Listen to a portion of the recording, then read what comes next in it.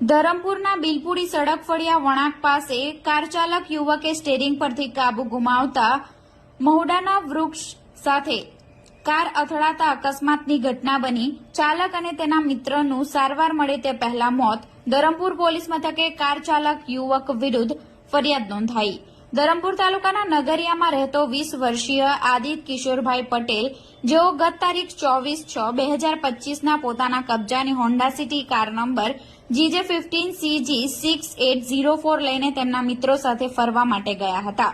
ફરીને પરત આવતી વેળાએ કાર ચાલક આદિત પૂરપાટ ઝડપે કાર હંકારતો હોય સ્ટીયરિંગ પરથી કાબુ ગુમાવતા બિલપુડી સડક ફળિયા પાસે વણાકવાડા રોડ ઉપર આવેલા મહુડાના વૃક્ષ સાથે કાર અથડાવી દીધી હતી, જેને લઈ અકસ્માતની ઘટના બનતા કારમાં સવાર આદિત તથા તેના મિત્રોને ઈજાઓ પહોંચી હતી.